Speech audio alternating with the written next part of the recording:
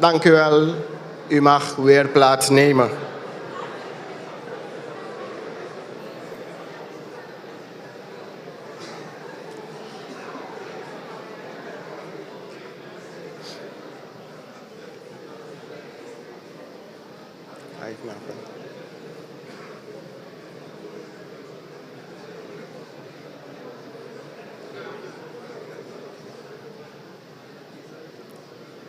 Goedenavond.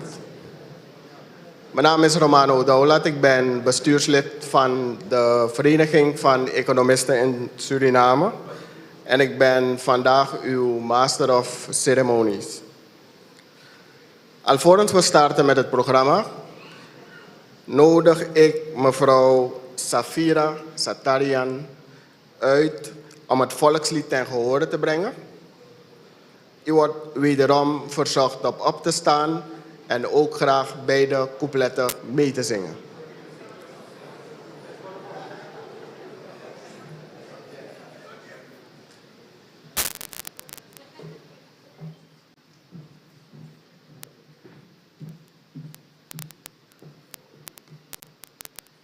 Nogmaals, goedenavond allemaal.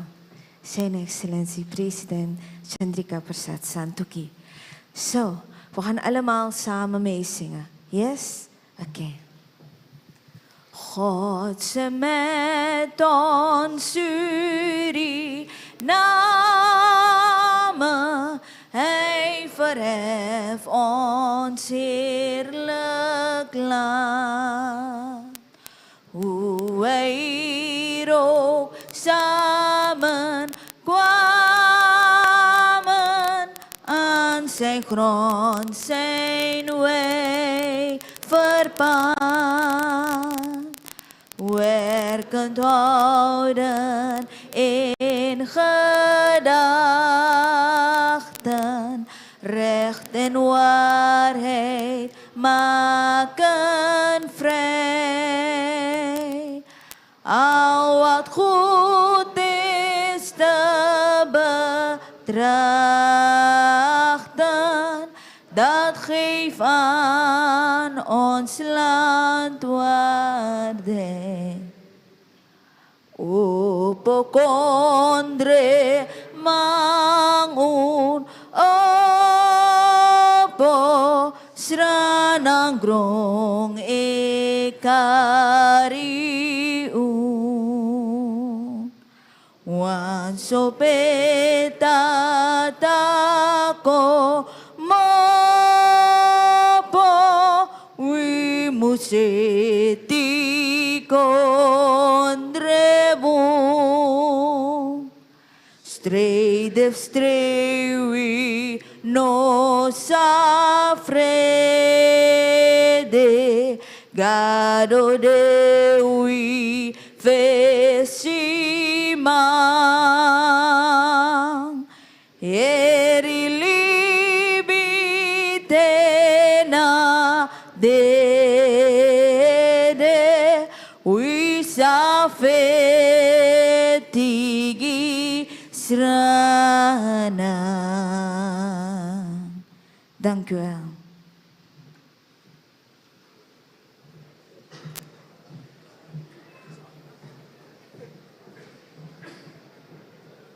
Zo, bedankt mevrouw Satarian. Een van harte welkom nogmaals aan de president van de Republiek Suriname, zijn excellentie de heer Chandrika Persat Santokhi. Ook een van harte welkom aan de vertegenwoordigers van de ambassade van Frankrijk, Nederland, Argentinië, Indonesië, Cuba, Venezuela en Guyana. Ook een welkom aan de governor van de Centrale Bank van Suriname en andere colleges van staat. Vertegenwoordigers van het bedrijfsleven en de vakbeweging, ook een van harte welkom. En de vertegenwoordigers van het maatschappelijk middenveld, de vertegenwoordigers van de pers, de VES-leden, overige aanwezigen, Allen nogmaals een van harte welkom bij onze VES Nieuwjaarsreceptie. A special welcome to the General Manager of TotalEnergies in Suriname, Mr.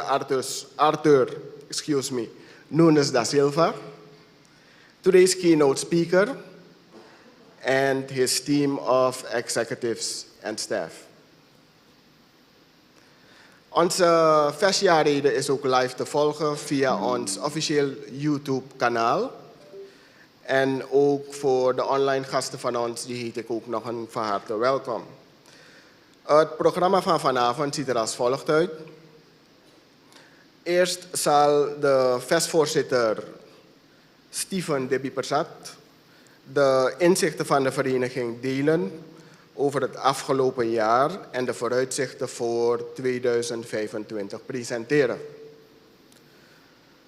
Vervolgens zal de president van de Republiek Suriname u toespreken, waarna de nieuwjaarsrede wordt uitgesproken door de heer Artur Nunes da Silva. We sluiten het programma dan weer af met een slotwoord van de voorzitter van de VES. En aansluitend hierop vangen we dan aan met onze receptie onder het genot van een hapje en een drank. Alvorens we starten met de eerste spreker vraag ik u allen om uw mobiel nog even op stil te zetten. En dan nodig ik de voorzitter van de VES uit om zijn toespraak te houden.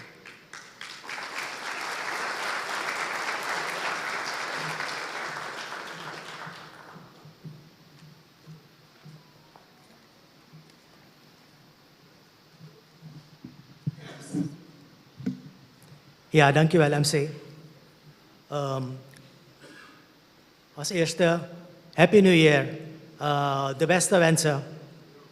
Good evening, distinguished guests. Bonsoir, boa noite, buenas noches en natuurlijk nogmaals, goedenavond. In respectful observance of all protocols, I warmly welcome you to our annual New Year's reception.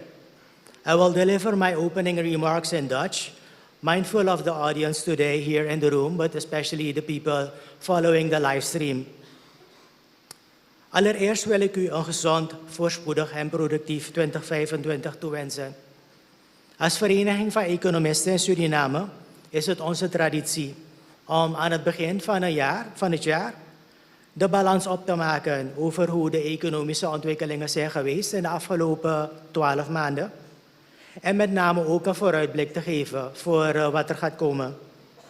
Dit doen we steeds in de maand januari, waar we in het verleden vaker en met name monetaire autoriteit hebben gehad, dus ministers van Financiën, governors van de centrale bank, is dat gebruik in de afgelopen 4-5 jaren iets anders geworden.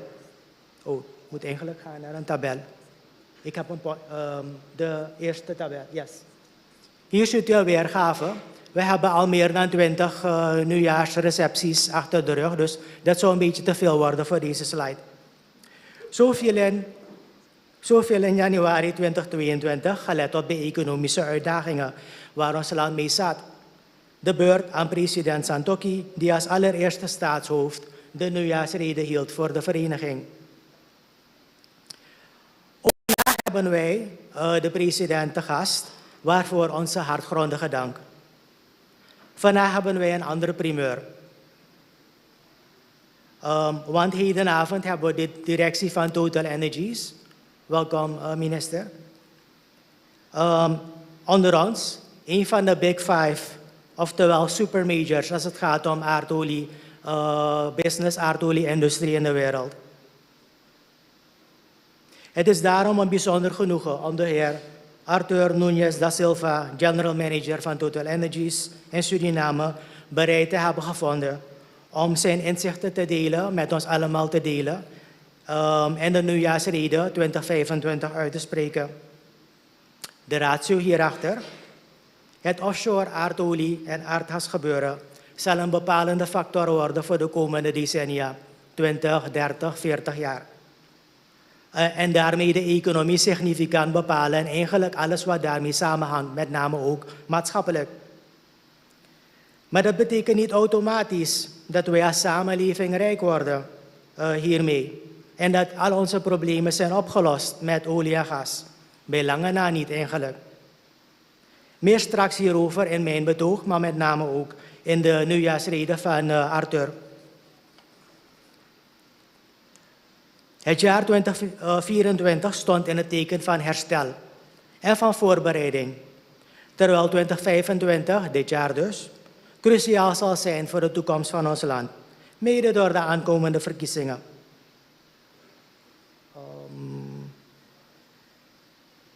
Ik denk dat we kunnen gaan naar de volgende slide.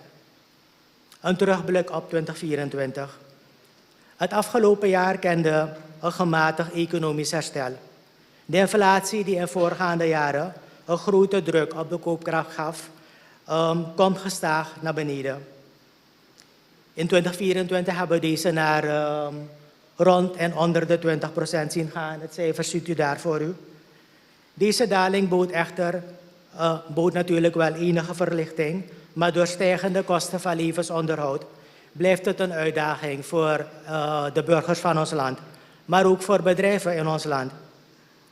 Verschillende structurele uitdagingen blijven persisteren, zoals inefficiënties in de inkomstengenerering bij de overheid, met name staatsfinanciën, waarmee de inkomsten van de overheid structureel achterblijven op de uitgaven.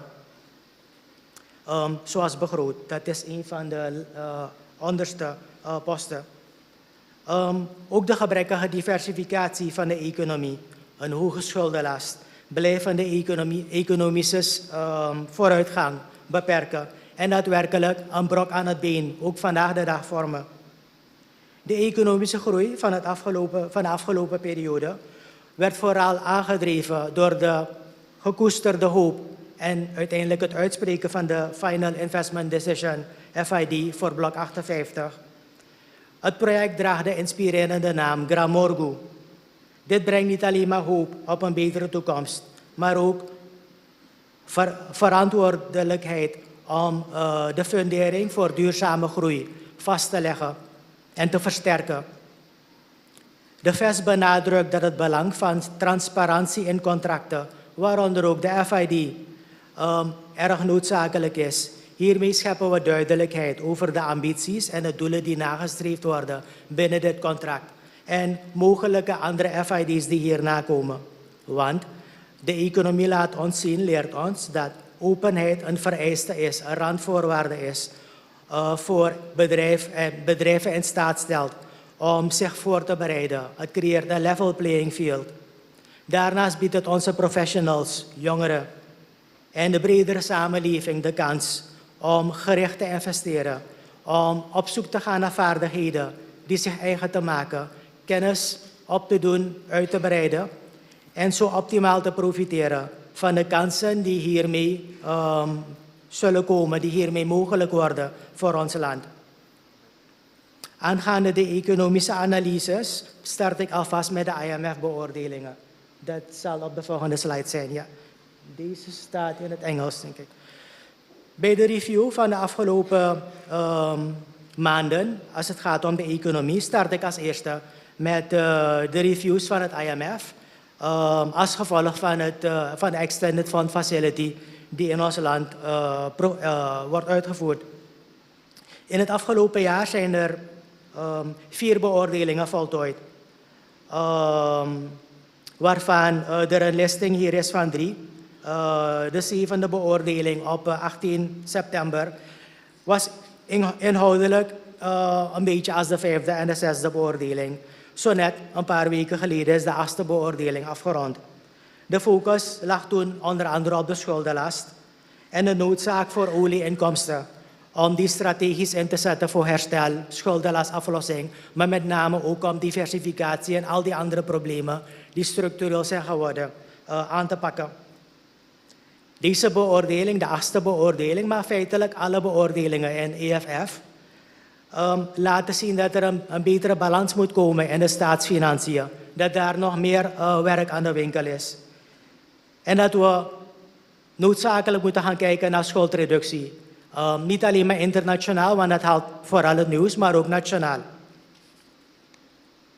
Deze positieve beoordelingen hebben gezamenlijk geleid tot het vrijgeven van leningen door het IMF ter waarde van om en bij 185 miljoen Amerikaanse dollars in 2024. Voor 2025 is er een geplande beoordeling, de 9e beoordeling. Is er 1 geplande beoordeling. Die zal rond maart 2025 voltrekken. Die plaatsvindt in de context van het verkiezingsjaar. De resultaten hiervan zijn cruciaal om te bepalen of Suriname voldoende vooruitgang heeft geboekt binnen het IMF-programma. Elk IMF-programma heeft een start, maar als het goed zit wil je ook aan het eind een balans opmaken om te weten hoe effectief, hoe succesvol zo'n programma is geweest. Ik zoom in op enkele van de indicatoren, maar dan woordelijk, die u zo net hebt gezien. Een heel belangrijke, waarmee ik wil starten, is inflatie. Na een piek in 2021, 2022 rond de 60%, hebben we in het afgelopen jaar gelukkig de inflatie naar beneden zien komen, rond en onder de 20%. Hoeveel dat precies zit, zal nog gepubliceerd worden door het ABS. In 2025 wordt een verdere daling van de inflatie verwacht, richting 15%. Een gunstige trend dus, met een positieve impact. Maar die positieve impact voelen veel burgers tot op dit moment nog niet in hun portemonnee. Reële BBP-groei. De economische groei versnelde licht van 2,5% in 2003. Dat is dan het cijfer dat binnen is. En de verwachte groei vorig jaar van 3,1%. Voor dit jaar is er een prognose dat de economie met 4% van het BBP zal groeien.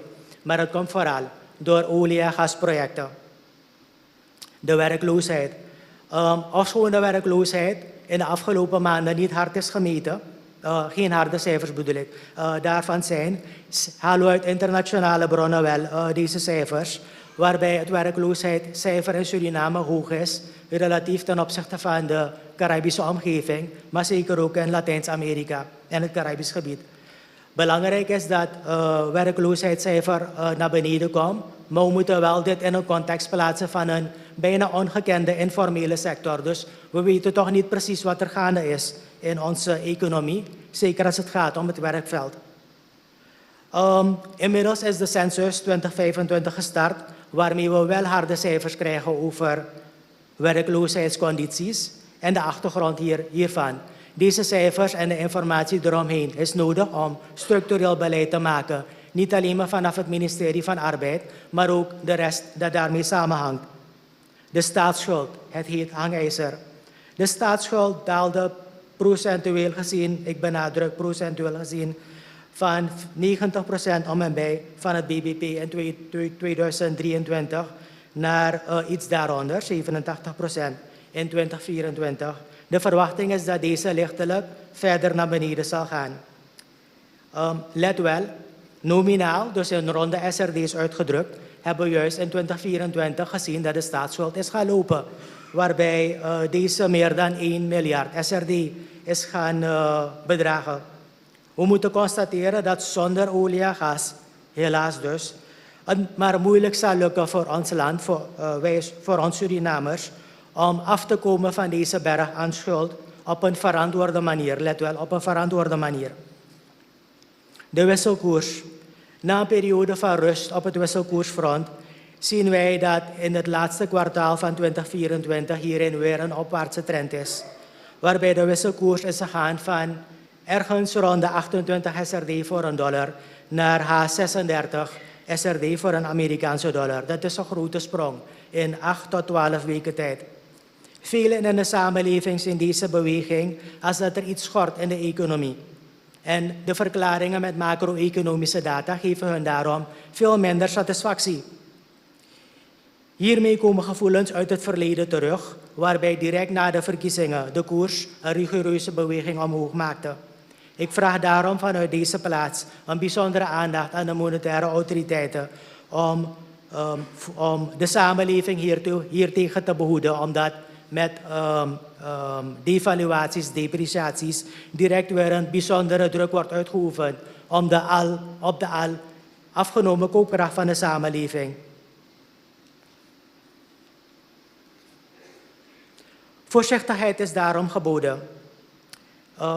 We kunnen naar de laatste slide gaan. De economische trends en de IMF-beoordelingen laten zien dat Suriname op weg is naar stabiliteit. Maar financieel-economisch nog erg fragiel ervoor staat. Hiernaast is er weinig vertaling in de positieve macro-economische cijfers naar micro-economisch. Waardoor huishoudens en bedrijven zich steeds weer afvragen van gaat het wel goed in de economie? Komt het ooit wel goed? Eigenlijk is die laatste een retorische vraag. Het aangebroken verkiezingsjaar brengt risico's met zich mee.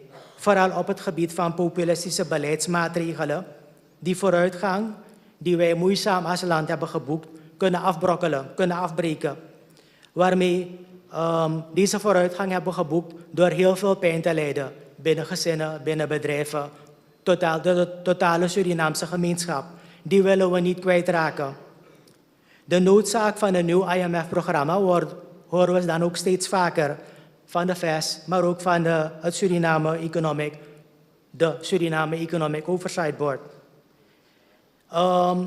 Een nieuw IMF-programma zou een kans bieden om voor te bouwen op de huidige hervormingen en de structurele uitdagingen voor eens en voor altijd van het land oppakken.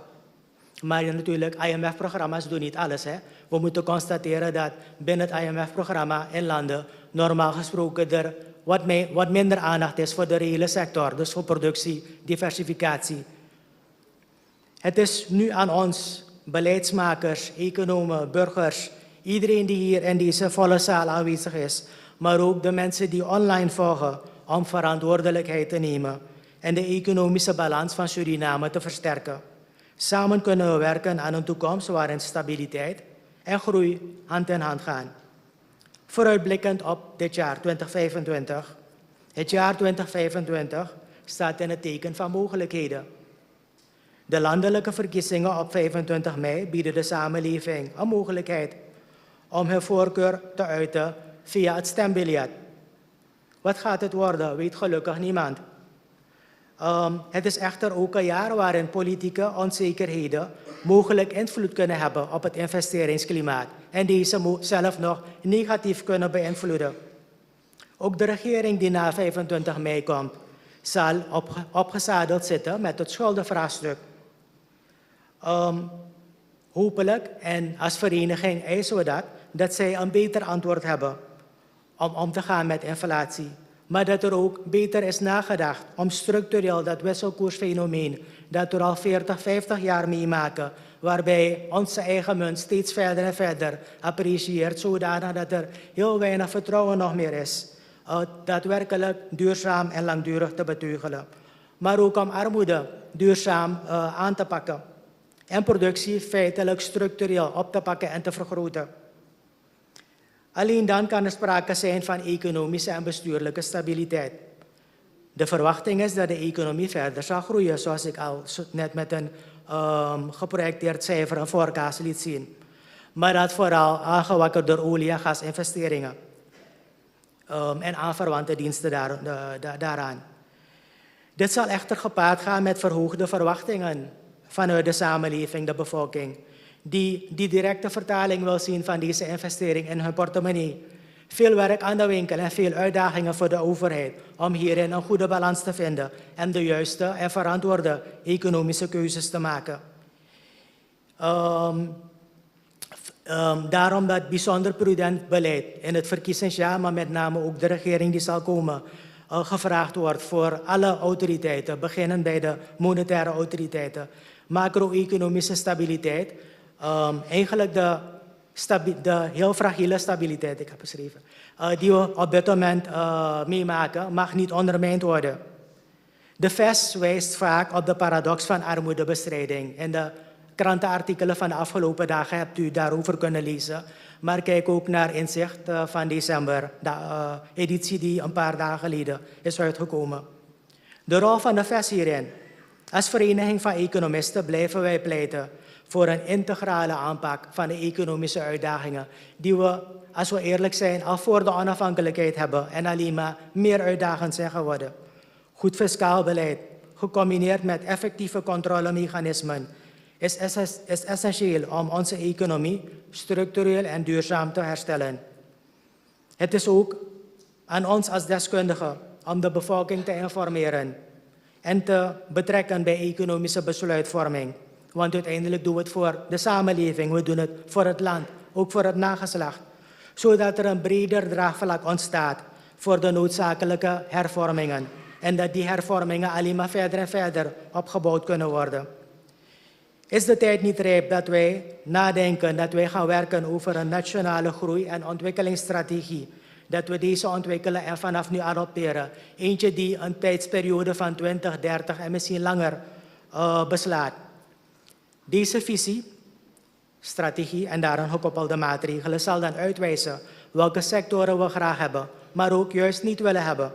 En dan zal ook de vraag beantwoord worden: willen we een bauxiet aluinaarde industrie hebben in Suriname? Waar en op welke manier gefinancierd? Maar ook alle andere vraagstukken in de diversificatiediscussie. Want de olie zal na 2028 het antwoord zijn die heel veel personen hierop zullen geven. De praktijk leert echter dat velen in de wereld die afhankelijk zijn van aardolie, voor hen is het juist een vloek geworden in plaats van een zegen. Nu is daarom de tijd om de fundamenten voor een goede toekomst van ons land te leggen. Tot slot, dames en heren, 2025 is het jaar van keuze. Laat ons als Surinamers samenwerken aan een toekomst waarin economische vooruitgang hand in hand gaat met sociale rechtvaardigheid en bestuurlijke integriteit. Ik dank u voor uw aandacht en wens u een inspirerende voortzetting van deze nieuwjaarsreceptie. Grand Tangi.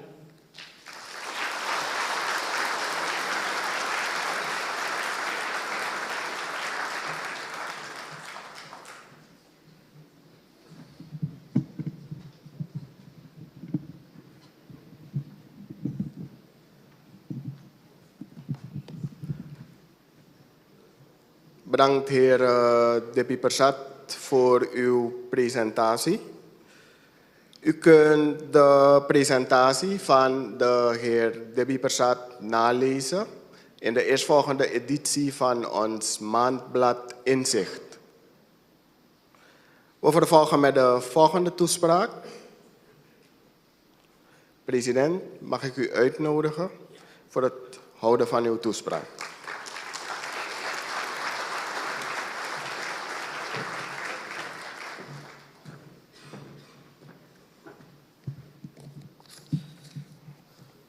Dank u wel, Master of Ceremony. Mag je allemaal groeten. Een frisse avond, voorzitter en bestuur en leden van de Vereniging van Economisten, leden van de Raad van Ministers, leden van de Nationale Assembly, members of Diplomatic Corps, the Governor, our distinguished keynote speaker, Mr. Artur Nunes, vertegenwoordigers van bedrijfsleven, vakbeweging en andere organisaties, overige hoogwaardigheidsbekleders, dames en heren, goedenavond nogmaals. En ik maak van deze gelegenheid gebruik om u allen een prachtig, gezond en veilig 2025 toe te wensen. Laat me alvast beginnen met de Vereniging van Economisten. Maar ook u allen die hier aanwezig zijn. Uw individuele en collectieve bijdrage aan het herstel, de gezondmaking en de opbouw van onze nationale economie, maar ook de samenleving, wordt ten zeerste gewaardeerd. Ik dank de VES voor de uitnodiging en de gelegenheid om ook wat te zeggen over het thema dat de toekomst van ons land zal bepalen. En de VES heeft zeker een belangrijke rol vervuld in het maatschappelijk debat, vooral in de afgelopen 30 jaar. Hoewel we het niet altijd met elkaar eens zijn, ben ik ervan overtuigd dat de VES het beste voor heeft met ons land en volk, voorzitter. Zoals blijkt uit het thema van deze nieuwjaarsreceptie, Empowering Local Growth, TotalEnergies Commitment to Suriname's Future. Dames en heren, laat mij duidelijk zijn hoe de regering aankijkt tegen deze historische gelegenheid om onze economie en onze ontwikkeling een enorme boost te geven. Onze regering heeft het vaste en ferme voornemen om een integrale ontwikkelingsbenadering na te streven. Dus we zullen ons niet alleen richten op één sector, maar op alle sectoren die een duurzame groei van productie, werkgelegenheid en inkomen kunnen realiseren.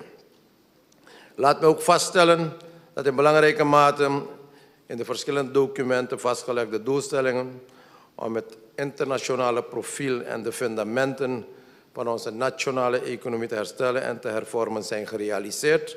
Hetgeen ook blijkt uit de verschillende indicatoren die net gepresenteerd zijn door de voorzitter. Deze actieve participatie in internationale en regionale diplomatie, zowel bilateraal en multilateraal, heeft het vertrouwen in Suriname hersteld. En op basis van dit vertrouwen kunnen we nu ook meer steun mobiliseren voor het volk van Suriname. Het is altijd mogelijk om meer te willen, om meer te kunnen.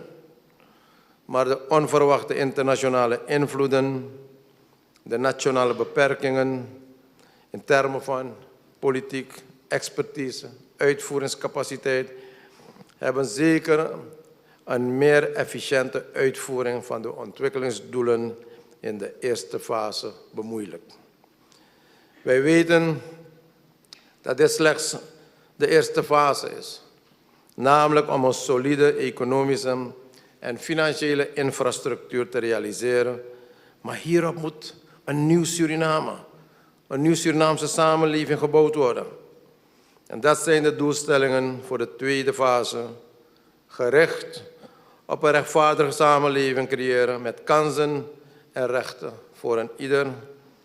Een maatschappelijk systeem met sterke staats- en private organen die goed bemenst zijn en effectief kunnen functioneren en bijdrage leveren aan de vereiste check en balances. Deviezen genererende productieverhoging in nauwe samenwerking met het bedrijfsleven en de bankaire wereld. Modernisering van verschillende maatschappelijke sectoren om adequaat de noodzakelijke acties in het kader van de enorme influx van personen en kapitaal in de komende decennia in goede banen te kunnen leiden. Om dit proces van modernisering en een nieuwe toekomst te begeleiden zal de regering in de volgende fase fundamentele discussie moeten hebben over onze bevolkingspolitiek en het migratiebeleid.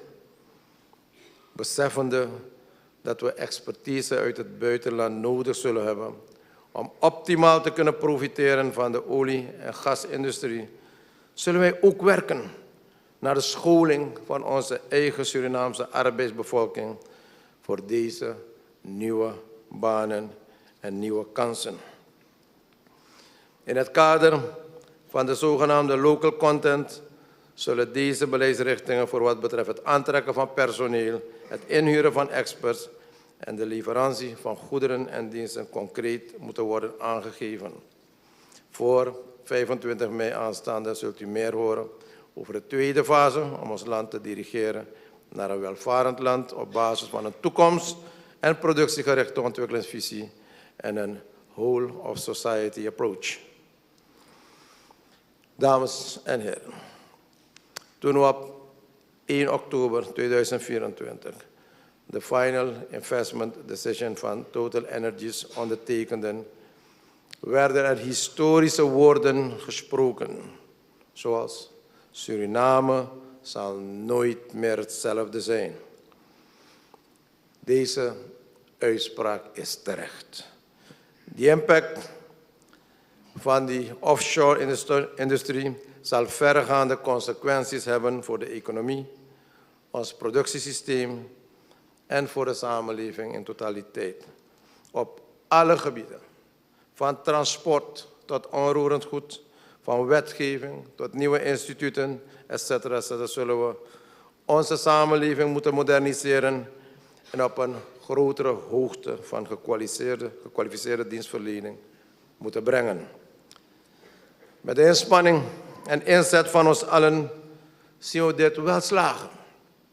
We hebben eerder historische kansen gehad. We hebben een eeuw bauxiet, wat resulteerde in goedkope, groene hydro-energie en expertise om grote bedrijven op te bouwen en te onderhouden. Ondanks de decennia lange exploitatie van bauxiet heeft de Surinaamse samenleving als geheel niet optimaal geprofiteerd van deze inkomsten. In de toekomst moeten we dit voorkomen. En de toekomst ligt vlak voor onze deur. We kregen ontwikkelingshulp die veel goed opgeleide mensen opleverde, maar geen duurzame resultaten. Ook in andere sectoren, waaronder de goudwinning, zijn veel opbrengsten gegenereerd. Echter, het maatschappelijk effect heeft niet geresulteerd in duurzame structuren en ontwikkelingen. Er is iets dat we duidelijk anders moeten doen. Tijdens de FID op 1 oktober benadrukten zowel de leiding van TotalEnergies en de directeur van Staatsolie, maar ook ik in onze toespraken die dag. Het is niet het bezit van grote rijkdom aan natuurlijke hulpbronnen, financiële middelen en ontwikkelingshulp die bepalen of een land en volk vooruit zullen gaan, maar met name de manier waarop het land wordt bestuurd. Het gaat om sterk en visionair leiderschap en effectief en transparant bestuur. En dat leiderschap, geachte aanwezigen, beperkt zich niet tot de regering en het parlement. We hebben leiders nodig in het bedrijfsleven en de vakbeweging, in onze religieuze organisaties en op onze scholen, in de gezondheidsinstellingen, maar ook in de wijken. Als we allemaal kunnen samenwerken met discipline en eerlijkheid, kan ook de situatie van de armen omgezet worden in een leven van welvaart en welzijn. Het is haalbaar op basis van de collectieve inspanning en gedeelde verantwoordelijkheid. De duurzame ontwikkeling van ons land is een verantwoordelijkheid van elke Surinamer, in welke functie en capaciteit dan ook. Wij zullen verantwoordelijk zijn voor wat voor toekomst wij zullen hebben. Dames en heren, met olie en gas krijgen we een nieuwe kans. Het is onze taak en opdracht om deze goed te benutten en die om te zetten in duurzame vooruitgang voor ons allen. We hebben buitenlandse en binnenlandse investeringen hard nodig.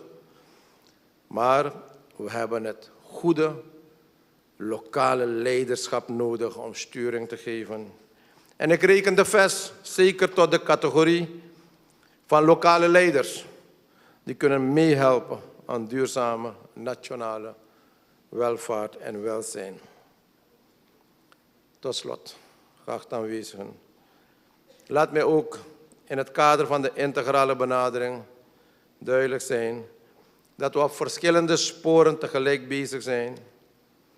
Suriname is een carbonnegatief land met een hele hoge biodiversiteit. Dit is potentieel ook een substantiële inkomstenbron. Ons doel is om carbonnegatief te blijven en veel te verdienen, ook uit deze ontwikkelingsbron. En we zijn zeer zeker ook gecommitteerd om zo goed en zoveel als mogelijk de olie- en gasexploitatie in overeenstemming met de internationale standaarden en eisen zo milieuvriendelijk mogelijk te ontwikkelen. De hiermee gepaardgaande inkomsten en technologische ontwikkelingen zullen ook de transitie naar de carbonvrije economie moeten faciliteren. Een proces dat nu moet beginnen om de duurzame ontwikkeling ook in de post-olie- en gasperiode voor onze toekomstige generaties Surinamers veilig te stellen. Het beheer van deze fondsen moet via het Spaar- en Stabilisatiefonds, welke recentelijk nog is goedgekeurd in de Nationale Assemblée, om de Surinaamse mens en onze samenleving in de eerste plaats ten goede te laten komen. Nu, maar ook in de toekomst. U ziet, onze visie met betrekking tot Suriname en de toekomst is integraal, strategisch en duurzaam. Laten we voortgaan met een beleid dat succes en ontwikkeling realiseert. Laten we het internationale en het regionale respect voor en het vertrouwen in ons land en onze mogelijkheden vasthouden, verder uitbouwen en op basis van het Surinaamse belang daarvan profiteren. En ik nodig daarom iedereen uit om samen te bouwen, om dit nieuwe jaar in te gaan met vastberadenheid, saamhorigheid en een gedeelde visie voor een welvarende en duurzame toekomst voor ons allen. Before closing, I'm taking this opportunity to express once again our gratitude and sincere thanks to the CEO of TotalEnergies for the support your company had provided to the health sector in making not only our health sector, but also our country healthier. Mag ik allemaal bedanken. May God bless you all. Thank you.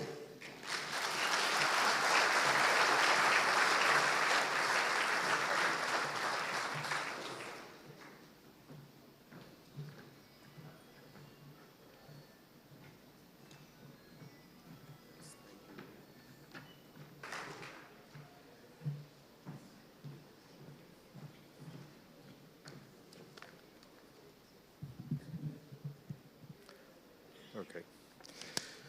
So, all protocols observed, His Excellency, President of the Republic of Suriname, ministers, members of the Parliament, Chair of the Economists of Suriname, CEO of Stadsoli, distinguished guests, ladies and gentlemen, Happy New Year and a good evening to start. I'm very honored to be here and to share with you what is our activity and how, to what extent we think will contribute to the growth and what I hope will be a bright future for Suriname. So this is the first slide. As you see, we put that image because every time in the headquarters or abroad we ask us what is Suriname, that is really the image that comes. A green country, a country with lots of forest and with great light, and I think is really what is for us the synonym of Suriname. In TotalEnergies, we used to start our meetings by a safety moment or a sustainable moment. It's not something we do usually in the keynotes, but today, exceptionally, I wanted to share one with you. So, I was this weekend visiting Fredberg, if you don't know it, and that is my car. So, I went for a walk to sleep in the mountain, in the hammock, and when I came back, there was a tree following a very strong storm that broke in two pieces, and broke my car.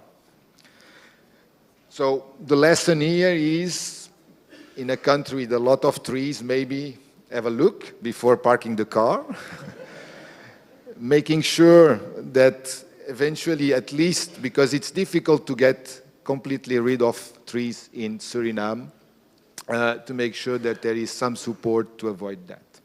But the reason why I did that, I show you that, it's not only for the safe moment, is because this is also an example of what is the induced impact in Suriname economy. Why?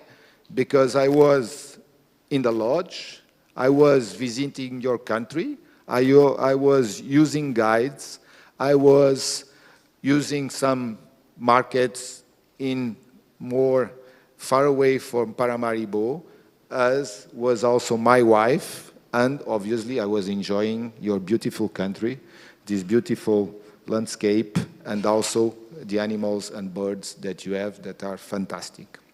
So that was my introduction. If I go to more industrial stuff, here a short story of what is TotalEnergies in Suriname. And very briefly, we have to admit that we are here because our partner, APA, when at the same time where it was eating up in Guyana, in Starbrook, came in 2015 to Suriname and take this block 58 that we enter in. After that, for some years after, and it was a long negotiation, some of our explorers said, we have to go and we have to try to convince them to sell us part of this block and to provide us our know-how in developing deep offshore. And those are two friends, business guys, that they are the ones that initiated. One is the explorer, the other one is the businessman that initiated the discussions with APA. And finally, in 2019, we signed the agreement. And what is important here to show is that very quickly, we start drilling, in fact, and after the first results, we put in place a project team to work in this project. And our teams arrive in Suriname, and I'm quite proud of that in the name of the TotalEnergies, because we decided from the first day to operate from Paramaribo and not from Trinidad as it was done before. And we don't regret that decision. It was very effective, and it was a contribution to your country. And it was COVID time. That's why you see our colleagues working in an hotel and not in the office.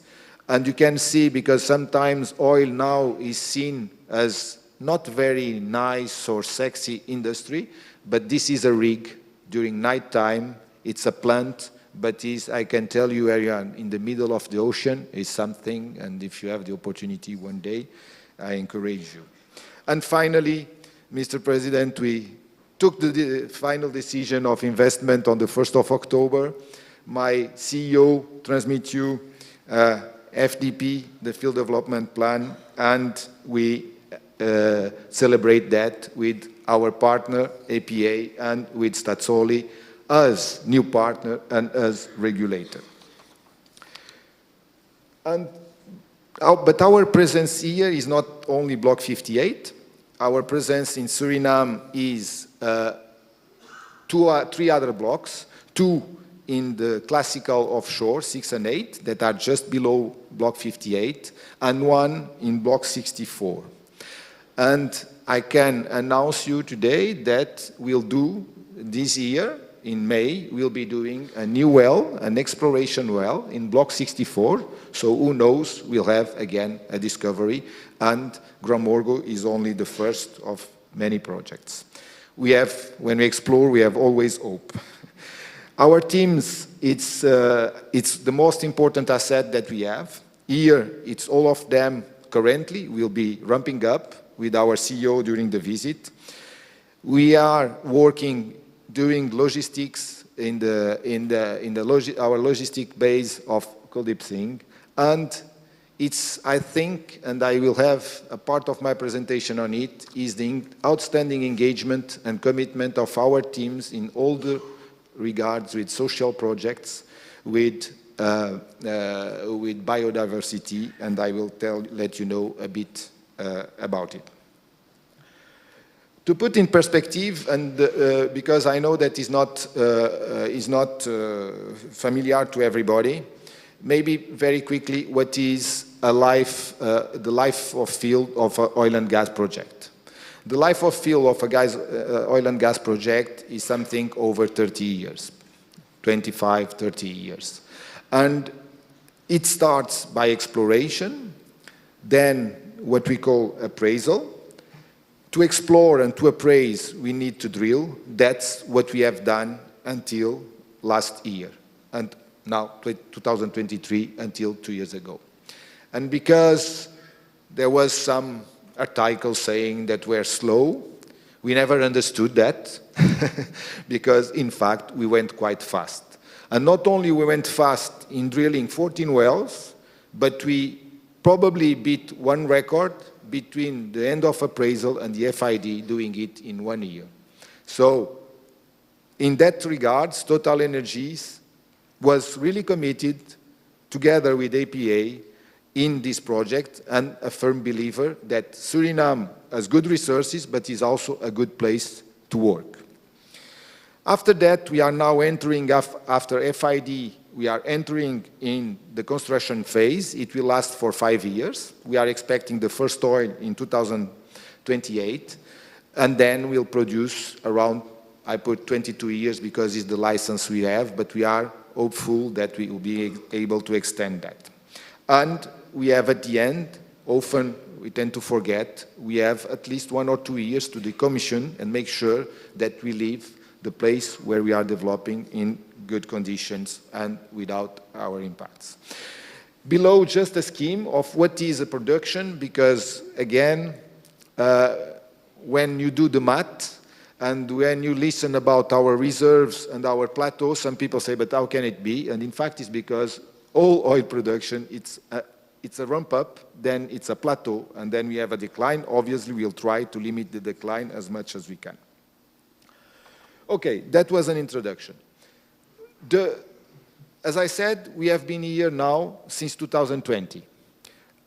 And when we talk about how do we participate, how is our commitment, it won't start from FID. It started now, a few years ago. We already invested and spent money in Suriname. In fact, during the 3 years of operations, we spent 150 million in Suriname.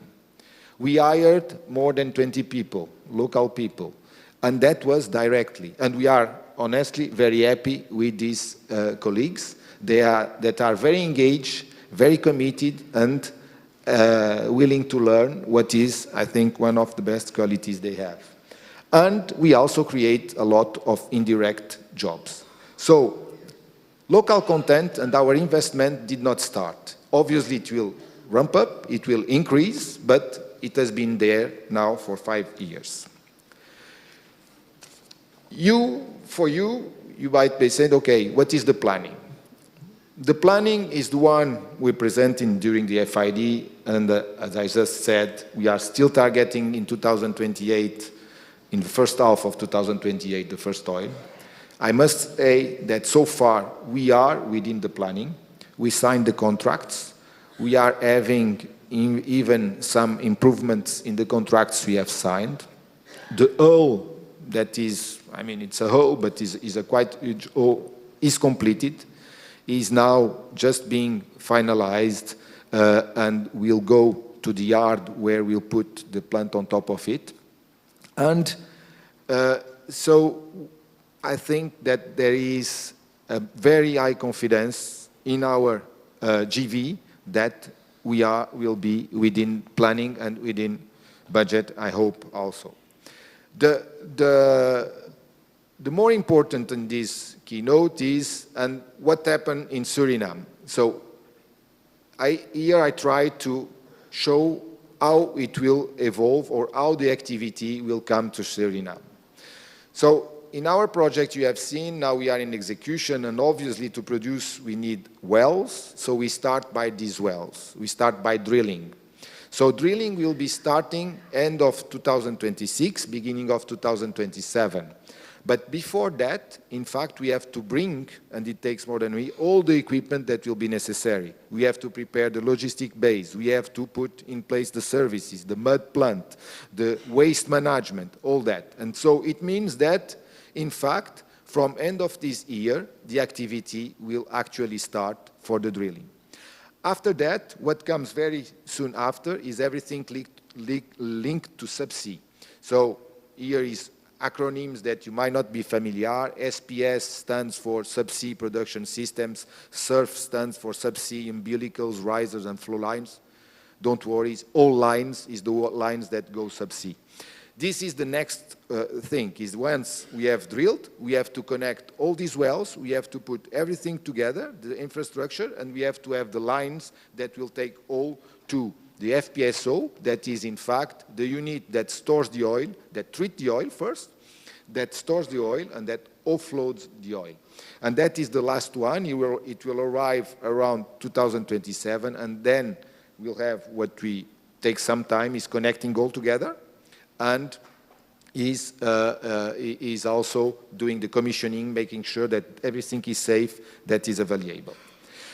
But this is a planning, this is just a schedule, but what it represents in activity. I tried to put some figures that show what it represents. So what it represents is that you'll see arriving in Suriname the infrastructures that are here, and all the teams that are required to have it work. So we'll have 2 rigs. Each rig is 200 people in rotational time. So it's 200 people working. You will have 5 quite huge installation vessels. These vessels work with 50, 60, 100 people, depending on what the type of vessel. You will have 25 support vessels, and the support vessels are quite huge vessels. And those will be arriving here from 26, 27, and they will create all the activity that goes around. They will require all the services that are needed. We'll have 3 helicopters to ensure all the rotations, but also to ensure security and safety operations if need be. And we'll have a large space in warehouse and yards and storage. We'll need to increase some of the berths that are available. And in fact, we already know that we won't be able to do all our operations from one single base, and we'll need to have 2 bases in Paramaribo for all the operations. Why? Because we are talking about moving 500,000 metric tons. 500,000 metric tons, most of you, maybe some of you have already heard that.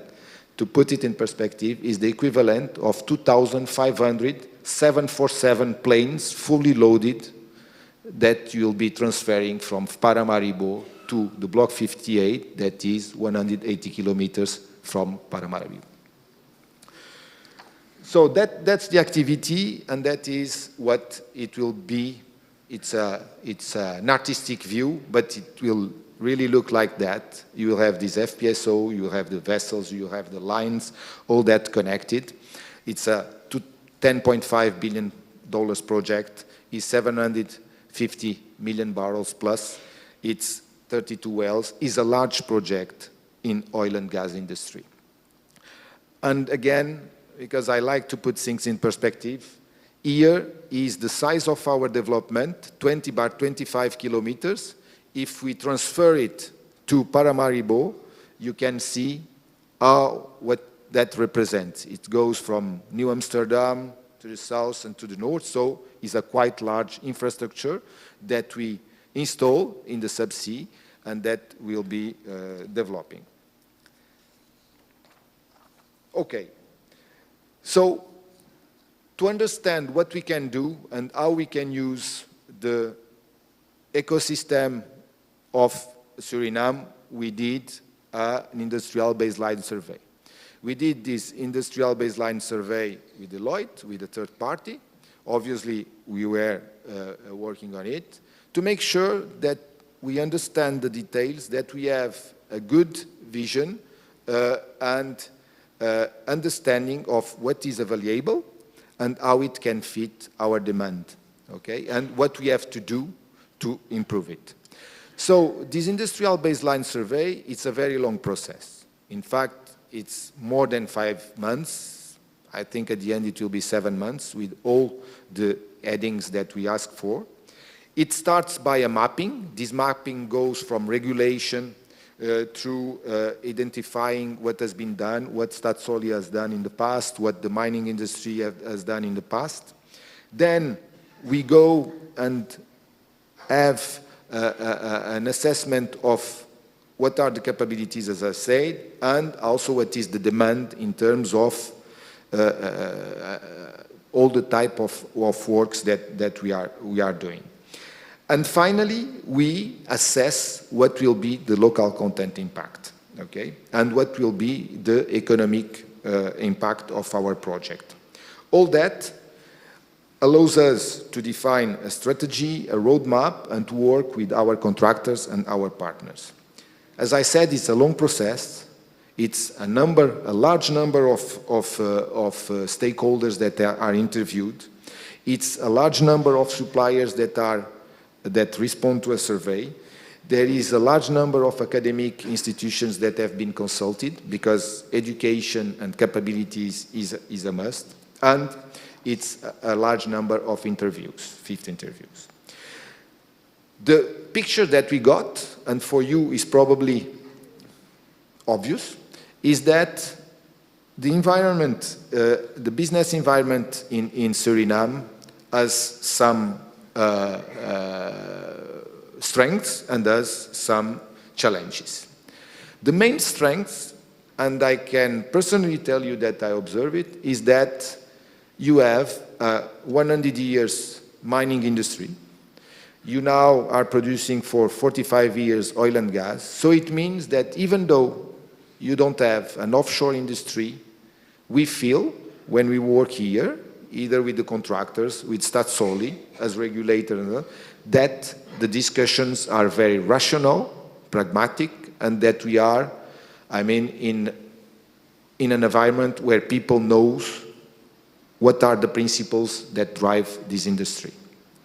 Obviously, offshore is another dimension. There are some specificities, but not unlike other countries that are starting in this domain, we found really a very good basis and we did not have the same kind of difficulties. The performance of our suppliers during our exploration and appraisal campaign was very good. In fact, obviously, again, it's small scale, but for us, but it was very good. The country, I think that is also an advantage to be small, to be diverse, but it's a limitation. It's a limitation because the size of the companies are the same way. The industry, apart from the mining, is not necessarily very developed or not necessarily with the capabilities that are required for our industry. So that is a challenge. It means that we have to see how we improve. Then there is some macroeconomic challenges.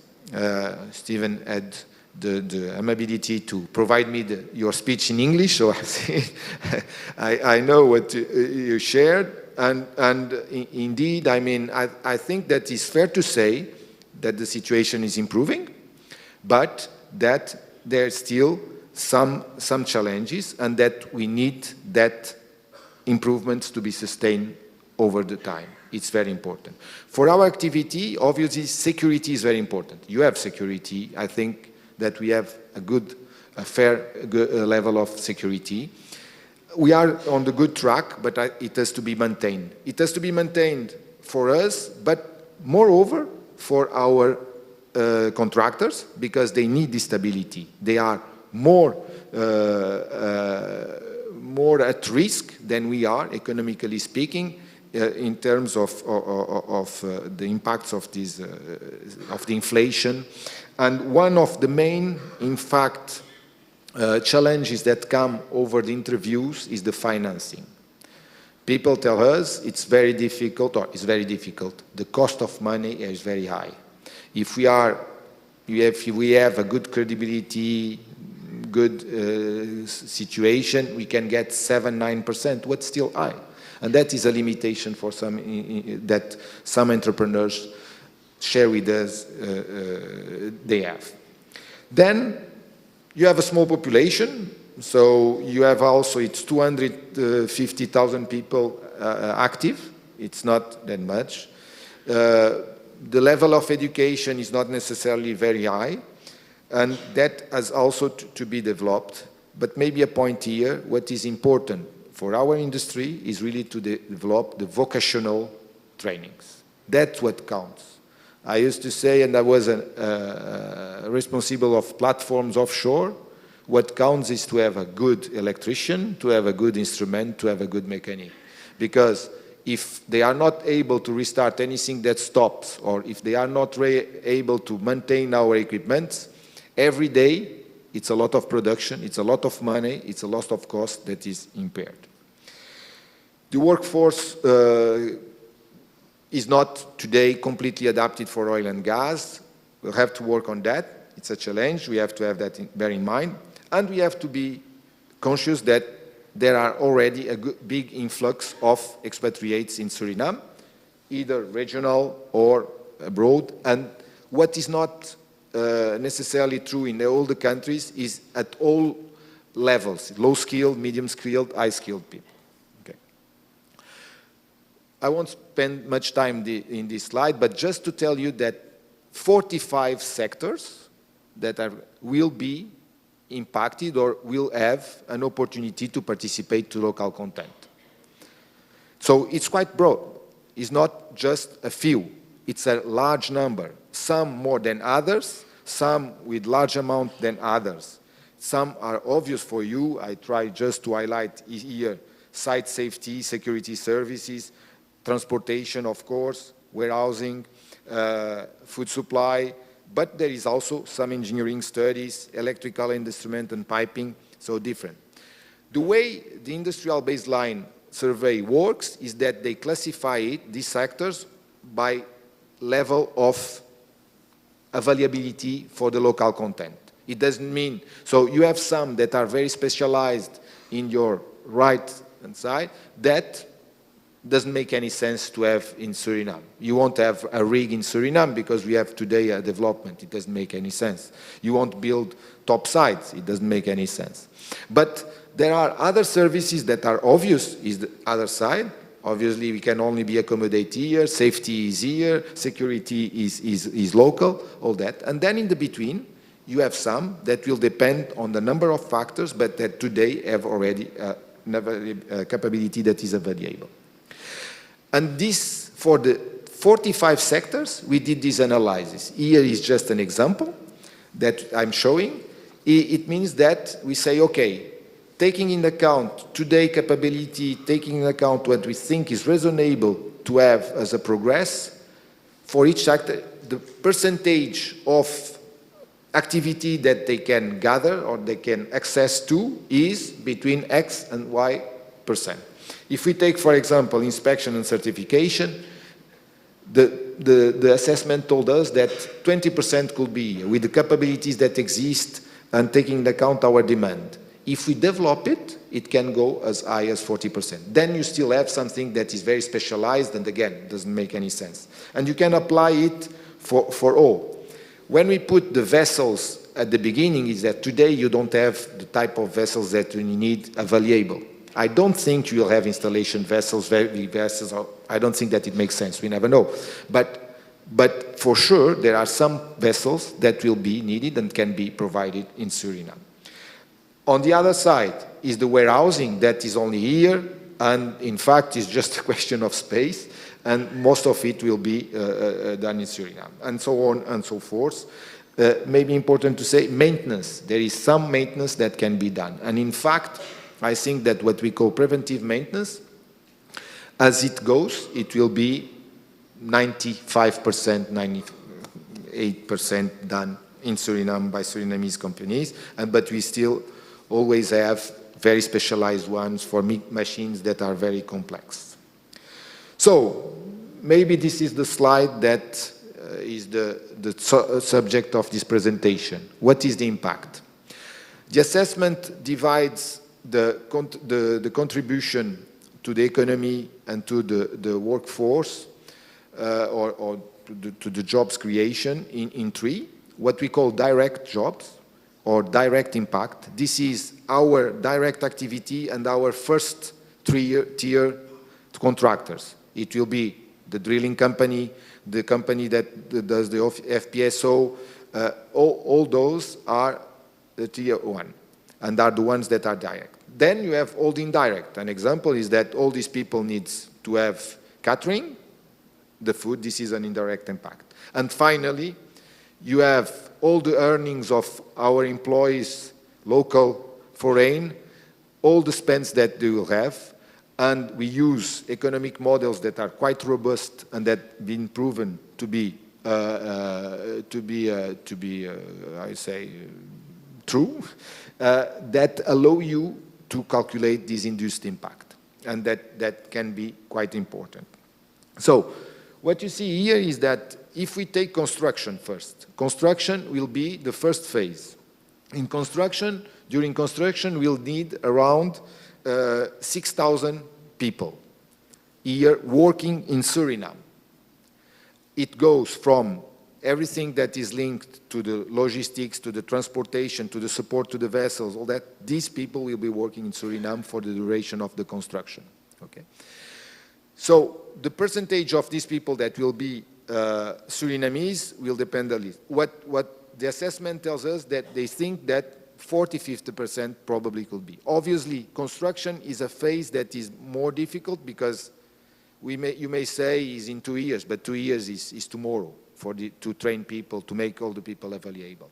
And then there is also very specialized functions that cannot really be localized, except if we find people in the diaspora, if we find Surinamese that today are working in Trinidad or are working in Guyana, and I hope we'll convince them to come back because we have a better project and we are a better company to work in.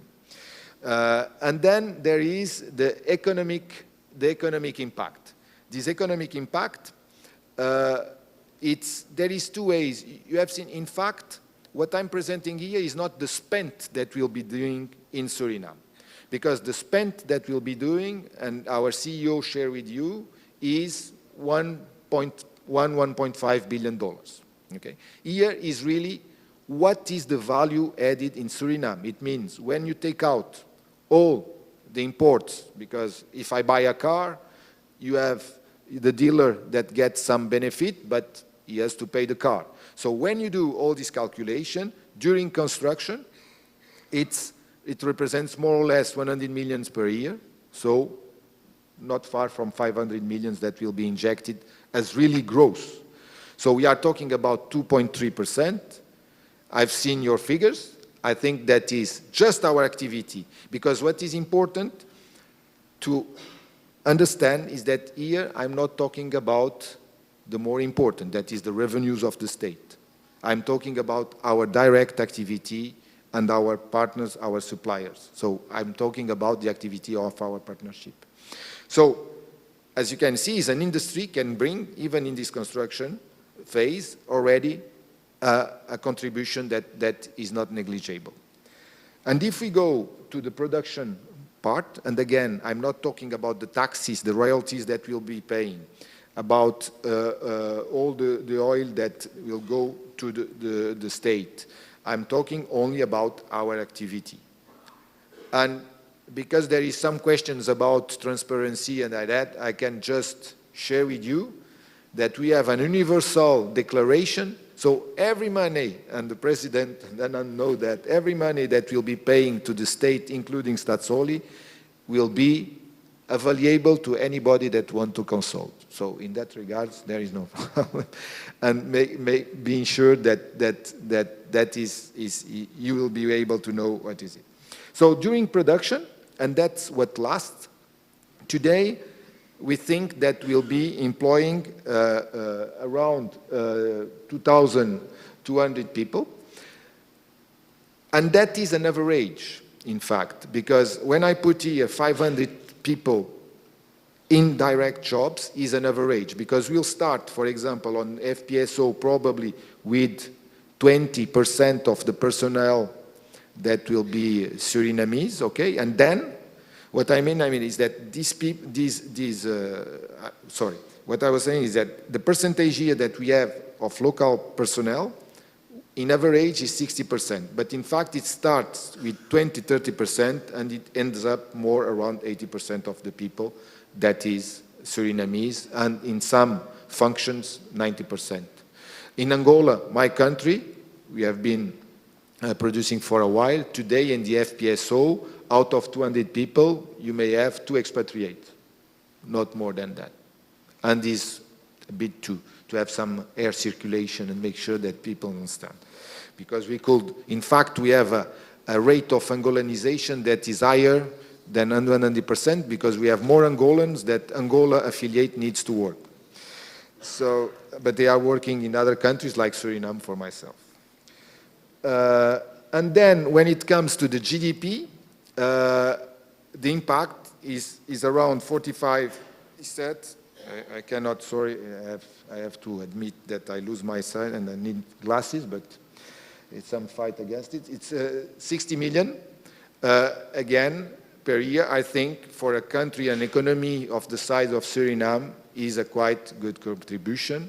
And more importantly, I think that we'll be developing all the capabilities, or will help, support, contribute to development of all the capabilities that then will be able to properly take benefit of all the other revenues.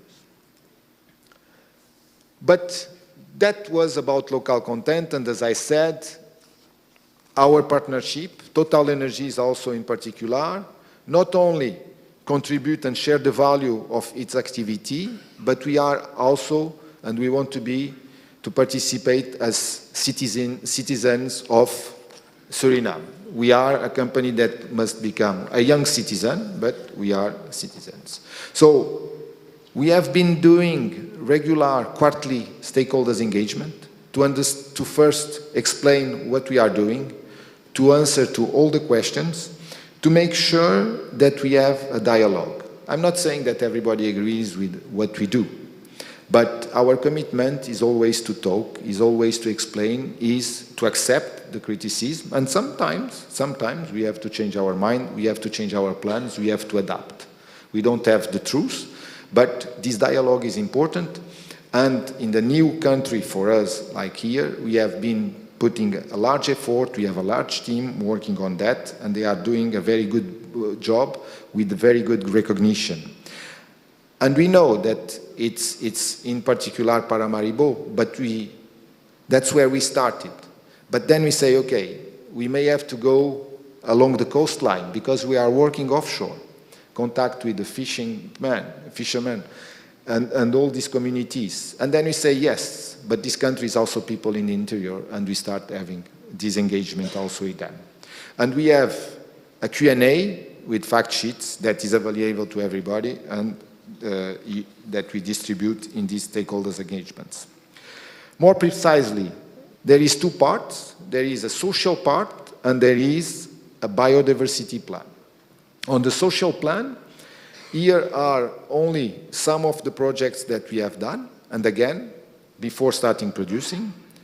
We already started doing scholarships for people for students in Paramaribo, that if they are coming from the interior, and it was for us key that some are coming from the interior, from the other towns, we pay them what they need to live in Paramaribo.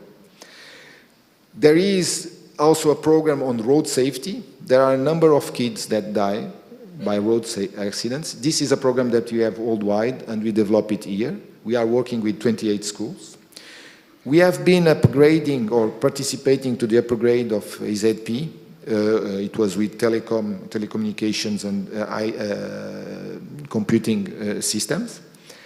We have also, because we really want to make sure that we make it affordable to small companies to participate. And what we found out is that sometimes there is just a lack of management skills. how to present the projects, how to do the things so we can buy it. So we have programs to train. We are doing an assessment of health, the health opportunities to participate. But these small things, what we want is to try to have sustainable programs that last. Because the more frustrating thing that we can have is to have a plan, to have a program, to invest, and then don't see it last and at one point fall. So we are doing this assessment and hope so. But we recognize that we are not alone. And for example, we worked with MAS that has a very good initiative to recognize very good students. They asked us if we wanted to participate. They are good. I mean, we work a lot with MAS, and we said that's a great idea. That is meritocracy, and is something that our company pushes. And as the president said, we have this big project. This big project, $13 million. It's a quite large amount that we are carrying with APA. We already start and kicked off the discussions and the meetings with the different hospitals. We are today, in fact, in the process of analyzing the execution plans that they had, the procurement plans they had to go through the execution itself. And we are expecting that this year, and maybe first half of the year, we'll have the first deliverables, either in equipment, either in some revamping of the facilities. It's progressing very well, and the professionals of the hospitals, they are happy to have this support, but they are really, I mean, very competent and I mean, making sure that we do it at the fast pace, and that is also our intention. And finally, we have our biodiversity and communities plan, as we call it. And in the middle here, you have this map. Because again, I think that is important, and we want to make sure that even if it is not at the same level, we touch everybody. And there are here some of the initiatives that we are proud of. I mean, first is educate people about climate. Okay, kids, it's important that we start there. We have a project with an NGO, Neo-Wild scientific NGO, that is doing the monitoring of mammals and amphibians in the Cabalebo area. So we support their project financially. But we are also doing, working with NGOs to train rangers to protect the forest, to bring people, and also in agroforestry school. So those are just some of the projects that we are doing. And we have a project that is starting. We know that is a big problem in Suriname, how to restore the mangrove, how to prepare the land. So we are working on that, trying to see what are the best techniques that exist and try to be helpful and cooperate on that regards. So that was my presentation, and I wanted to conclude by saying that I mean,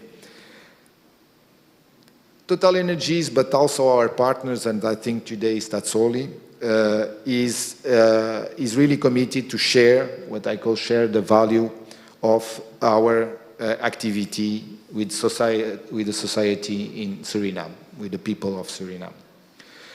I think that local content is an opportunity in that it has to be seen as such. It's an opportunity, and the number of opportunities and the number of people that will be able to take advantage of that will depend on a number of factors that may evolve over the time. And I share with you some of the ones that I think are the more important. Education. It's very important. And as I said, vocational education is very, very important. It's key to take most benefit of it. And I think, by the way, that will be also very advantageous for all the other activities that will be triggered by the revenues that Suriname will receive. The priority is really this vocational education, and we'll be supporting some initiatives on that regards. Is also to try to improve the financing capabilities of the entrepreneurs in Suriname, so they can take more risk, they can be less risk adverse. I think that is important. There is also the necessity of easing making easier the business. We, TotalEnergies, APA, we don't like it, no, we don't like bureaucracy, we don't like lengthiness, but we can afford. Contractors at another level cannot afford. It's very costly to them. It's a big risk.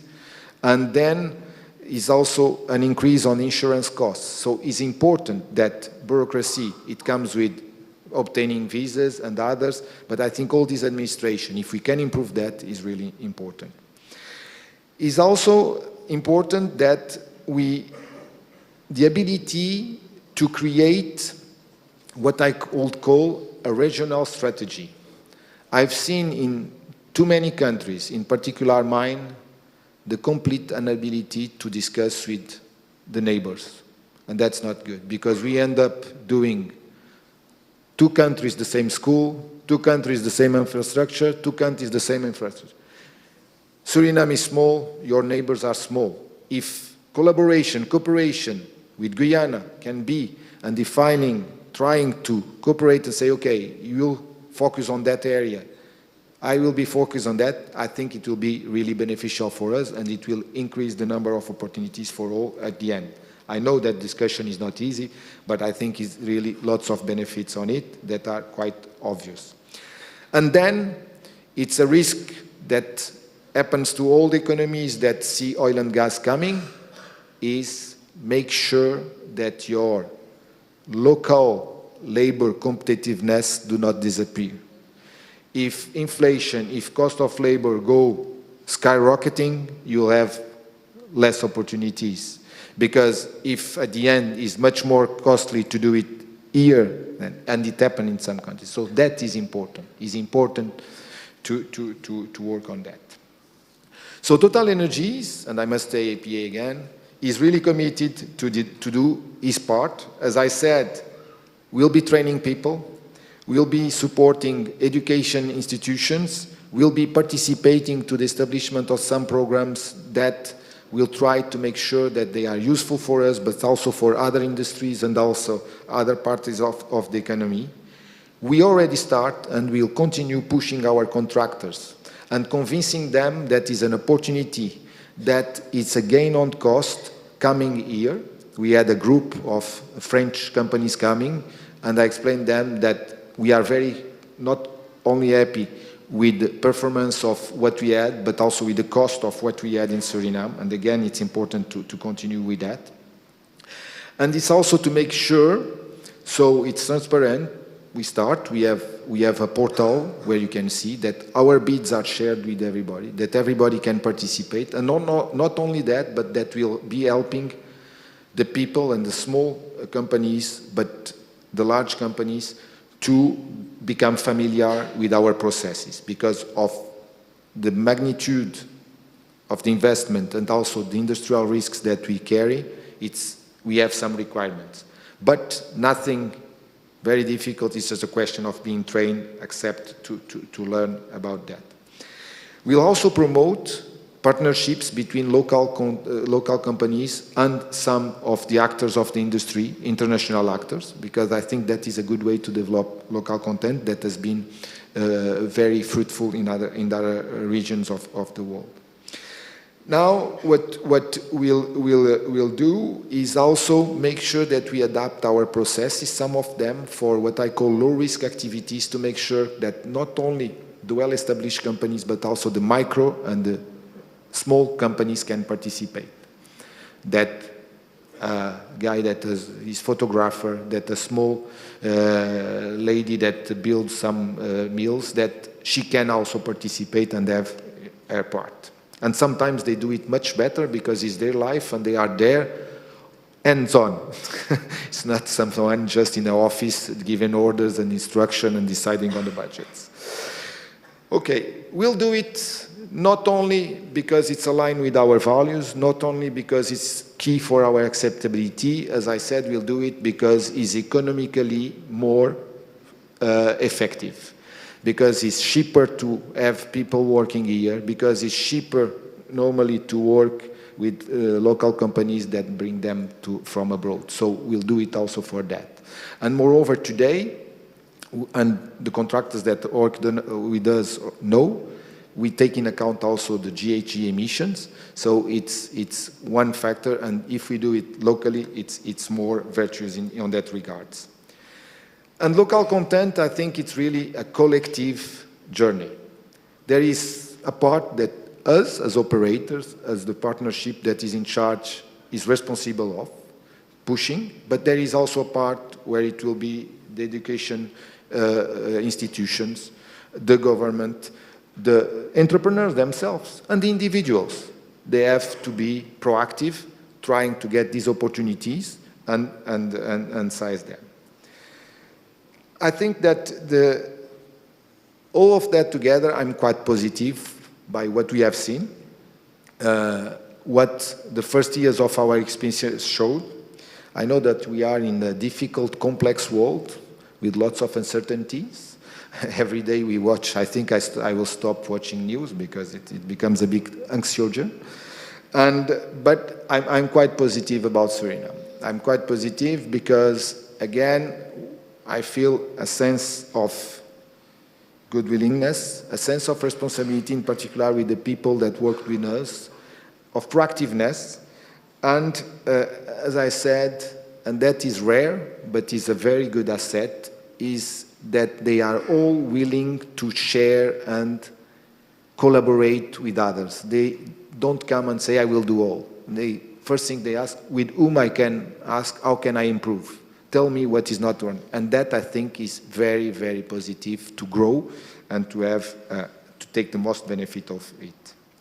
Finally, I would like you to say merci, thank you, Grantangi, but I would like you to say that in my language, that is Portuguese, obrigado, because obrigado has a different meaning. Obrigado, it means that taking in account what Suriname gave me, or so far what it gave to TotalEnergies, we are now obliged to retribute it to you, and I wish you a very happy new year and great success together. Thank you very much.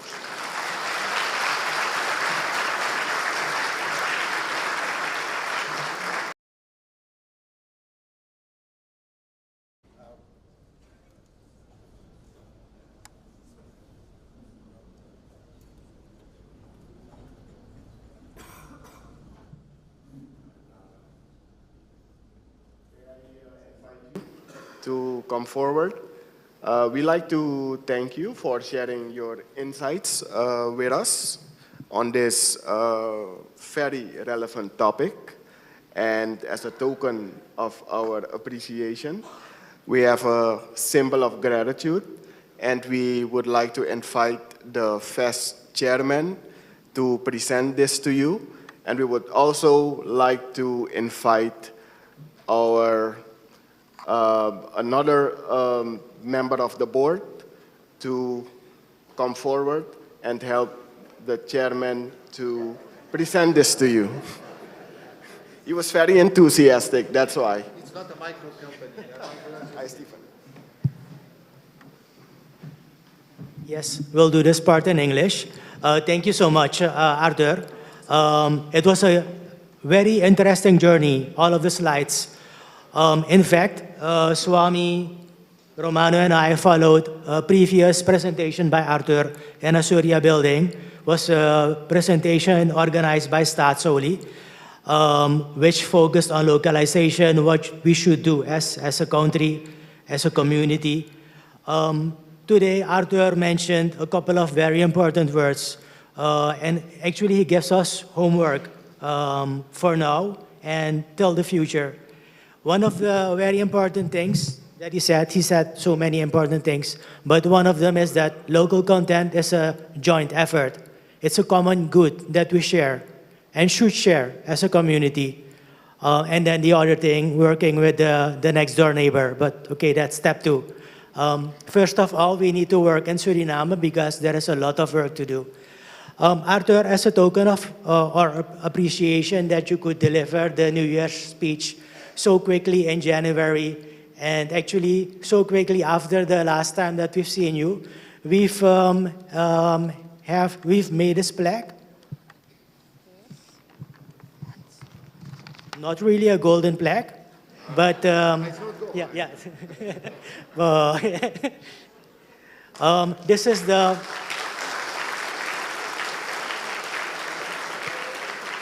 Ja, thank you so much. Op het plakkaat staat het logo van de vereniging, de jaarrede 2025 en de naam van onze gastspreker. So thank you again for your presentation, but don't leave. Oh yeah, you can open it. It's a very nice design.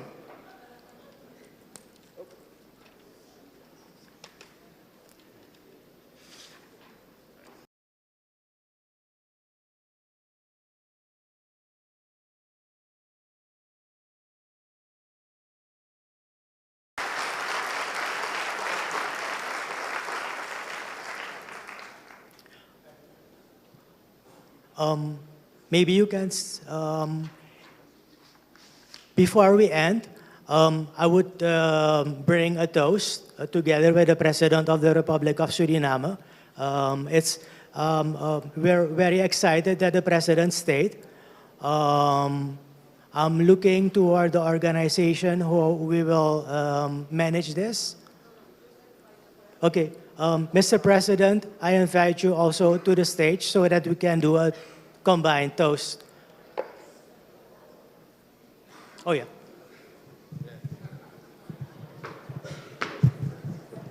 This is a toast to the bright future of Suriname.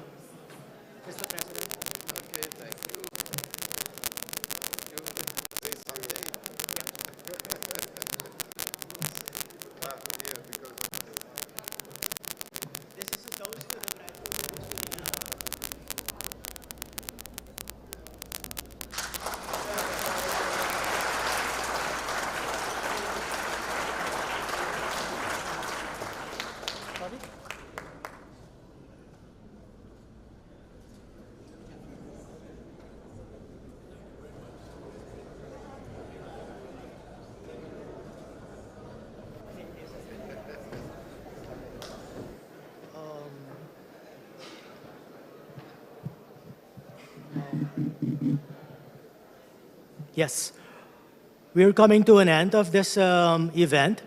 The president is feeling ill, so he'll be leaving in a moment. To end up this New Year's reception, today we have had. Let's put my glasses.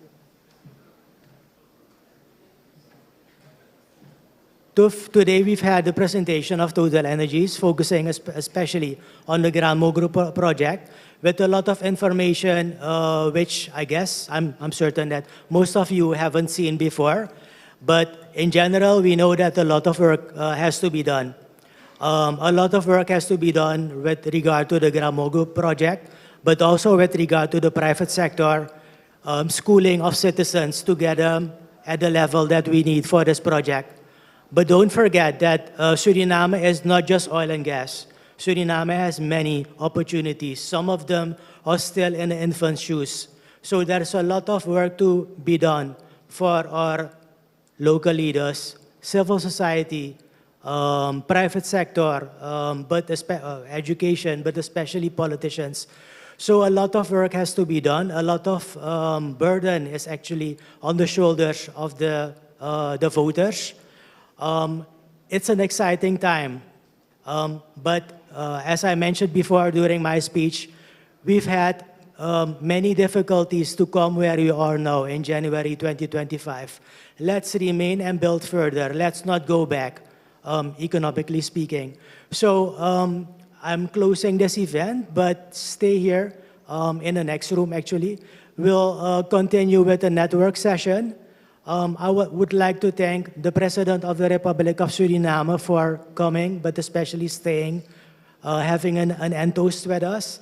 Mr. Artur Nunes da Silva, our guest speaker for today, the staff of TotalEnergies, our distinguished audience, but especially the team of the VES, who delivered so spectacular results today. This is the biggest audience that we've had during our New Year's reception.